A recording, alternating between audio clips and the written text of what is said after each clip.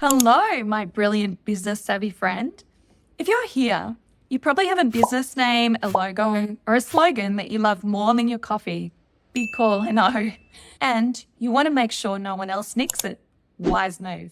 Today we're talking trademarks, what they are, why they matter, and how to register one in Australia without losing your mind or your money in the process. I know legal stuff can seem a little intimidating, but once you break it down, it's usually pretty straightforward.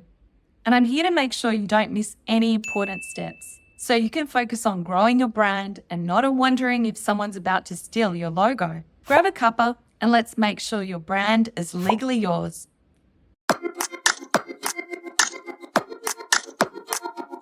Okay, before we dive into the nitty-gritty on how to apply, let's talk about what a trademark is and why it's so important. A trademark is your business's name tag, but a bit fancier.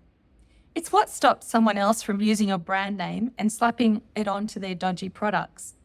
So when you've got a trademark, you've legally secured the exclusive use rights to your brand. Think of the big guys: Nike swoosh, trademarked. McDonald's golden arches, trademarked. Apple's bitten apple, trademarked. And before you say, oh, but I just have a small business, do I really need one? Well, yeah, you do. Unless you fancy someone else using your name and forcing you to rebrand. Not fun. But it's not just business names that you can trademark. It's product names, service names, some slogans even. And trademarks aren't just words or logos or taglines. They can be colours, scents, sounds, and packaging. Think about Toblerone's triangle shape, of Cadbury's purple, and of Peter Alexander's vanilla scent when you walk in the door. There are some rules you should know about what you can and can't trademark. You can't trademark super generic names. So the coffee shop might sound cute, but it's just too general. It's a no-go. Descriptive words. If your name literally describes what you do, like best cakes in Melbourne, it's not happening. And someone else's trademark. This one's obviously a biggie. Always check before you apply. If your name is the same or too similar to an already registered trademark, you're out of luck. So before you get too excited, always do trademark searches on IP Australia's website. Just because your business name is registered doesn't mean you can claim the trademark. If someone's already got it, it's time to go back to the drawing board.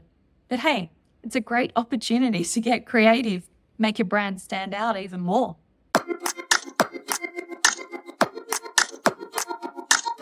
No, these trademark searches are not always easy, and there is some nuance. And that's why people use trademark attorneys and lawyers, especially as the whole process takes 8 months. That's from when you apply to when it's fully registered. So let's say you've checked fully that your mark is good to go, and now it's time to apply. This part isn't as scary as it sounds. Step 1, pick your mark. You file separate applications for each one. A logo is a different mark and has a different application than a name, for example. Step 2, pick your classes. This is where you choose the categories your trademark will fall under. Categories can be things like clothing, tech, beauty products. If you're only selling in one category, that's fine. But if you want protection across different areas, you need to file in more than one class. The more classes, the more expensive it gets, but the more protection you get too. Step 3, file online with IP Australia. This is the fun part. You'll head over to the IP Australia website where you'll lodge your application. It's quite easy, but if you get stuck, feel free to reach out to a trademark lawyer. Hey, I know one.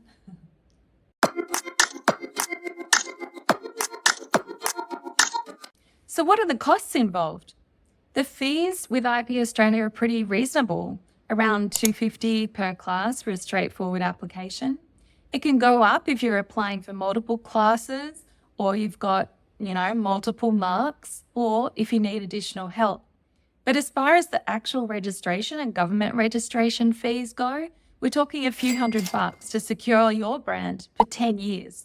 Not too shabby, right? So you've hit submit. Now what? Well, here's the deal. Once your application is in, IP Australia takes a good 3 to 4 months to review it. Yeah, I know. Feels like a lifetime, but that's how long it takes. They'll check things like, is the trademark even eligible? Is it a bit too general, generic, or descriptive? And are there any conflicts with existing trademarks? Don't worry, if it gets rejected by the examiner, you can respond to their objections. If it's approved, woohoo! Your trademark will then be advertised for 2 months, so anyone else who wants to object can do so. After that, it's officially registered, and it's yours for the next 10 years. A decade of protection for your brand.